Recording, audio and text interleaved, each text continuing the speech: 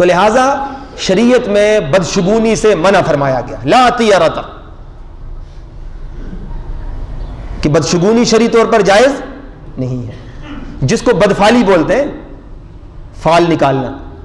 اور ہمارے ہاں کتنی بڑی بدقسمتی ہے ہماری کہ طوطے والے سے جو کہ سڑک کے کنارے پر نیچے گندا نالا بہہ رہا ہے، نالا لہی، اس کا جو پل ہے، اس پل کا جو فٹ پاتھ ہے، اس پر ایک شخص بیٹھا ہوا ہے قسمت کا مارا ہوا، وہ خود قسمت کا مارا ہوا ہے،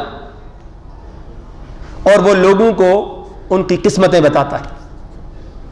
جبکہ وہ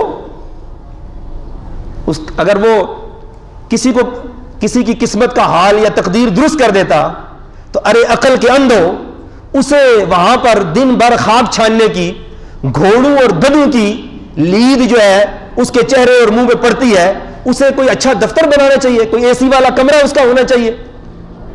ایسے عقل کے اندھے ہیں.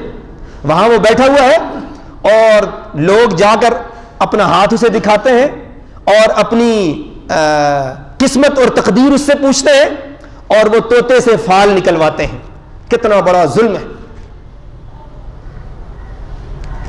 گھر کے دروازے کے اوپر گھوڑے کا جو سم ہے، گھوڑے کا نال، وہ لگا دیتے ہیں. قیمتی گاڑی لی، چھوٹی سی جوتی، چھوٹا سا چپل اس کے ساتھ لٹکا دیتے ہیں. مکان بنایا، اس کے اوپر کالی ہنڈیا کھڑی کر دیتے ہیں، کالی جھنڈی یا کپڑا لٹکا دیتے ہیں کہ نظر نہ لگے. اور میں تو یہ کہا کرتا ہوں کہ اس دور کے اندر تو وقت ہی نہیں ہے کسی کو نظر لگانے کا. ہر آدمی اپنے کام کے اندر اتنا مست ہے، اتنا مصروف اور پریشان ہے کہ وہ کسی کو کیا نظر لگائے گا، کسی کی طرف کیا دیکھے گا. جبکہ نظر کو دور کرنے کے لیے قرآن و سنت کے اندر طریقہ اور علاج موجود ہے. یہ بات ذہن میں رہے، العین حق، نظر برحق ہے، جادو برحق ہے. نظر لگتی ہے، جادو ہو جاتا ہے، یہ ساری چیزیں، لیکن اس کا توڑ اور اس کا علاج قرآن و سنت کے اندر موجود ہے.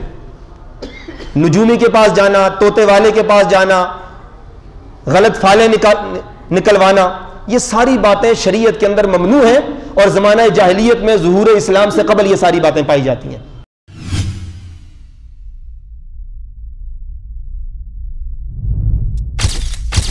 Message TV. This is your channel. This is your channel.